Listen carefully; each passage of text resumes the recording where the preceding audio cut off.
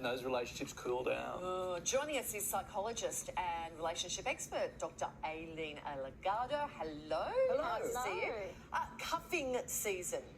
Tell us more about it. So it's not cupping, it's cuffing with two Fs. Cuffing with two Fs, and it's short for being handcuffed. So the idea of coupling up during the winter months and that desire to be in a relationship when the weather gets cooler and we want to snuggle up.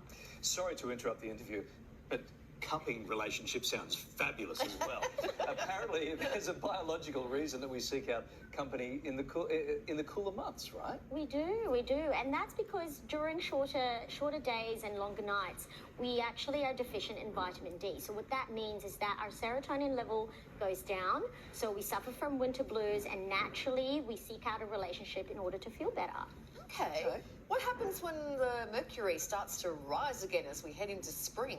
What happens to the relationship? Well, unfortunately, if that was actually the reason that you got in a relationship to begin with, it's likely that those relationships that got together for that reason might end. Is it that surgical? So you're looking at your new partner going, right, when it hits 21 degrees, you're gone? I don't think it's actually that conscious. It's much more of a process where normally a dating will take some time to get to know someone, to know that someone is going to be the right fit for us. But with this phenomenon of wanting to get a quick fix and feel better about ourselves during this short period of time that we need someone, we then might not assess the person as being suitable to us otherwise. So what are the telltale signs of a cuffing relationship?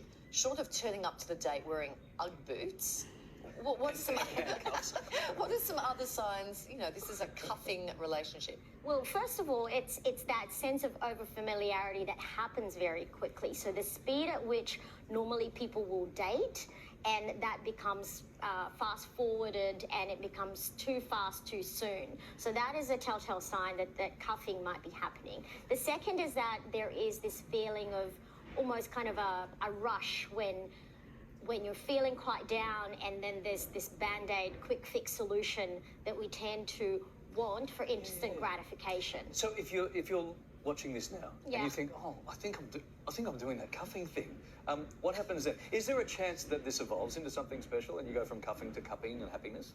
Well, I mean, it works for some people. Yeah, There's no right or wrong time to meet someone, but I think what this is talking about is being able to evaluate and assess that the person you're getting in a relationship with is somebody that you would get in a relationship with no matter what time of the year, and that you'd still be interested if it wasn't for the winter blues. So should we tread carefully during the winter months?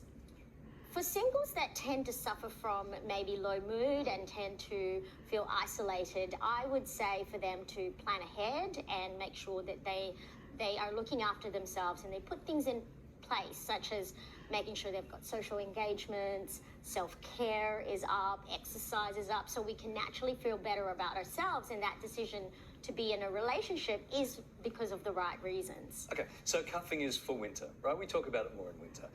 What does that mean for people who are going to have a short-term relationship or a fling in summer? What's that called? Speedoing? A summer fling?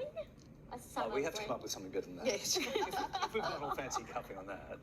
Well, it could be Speedo summer. Speedo summer, yeah. Speedo summer. So what happens, because the same can apply, right? The same can apply, but the underlying issue with both concepts is the same, and that is that it's trying to fill a void without us realizing that we're getting into a relationship not for the right reasons. Okay, it's something to think about, I guess, isn't it? If you're feeling down, think you're going to go head first into the electric blanket? Yep. Okay. Yeah. And then it gets warmer, you see him in Speedos and go, I'm out of here. Would you come in another day and talk about this new thing called cupping? We haven't worked it out yet, but we think it sounds No, great. cupping, like you get on your back.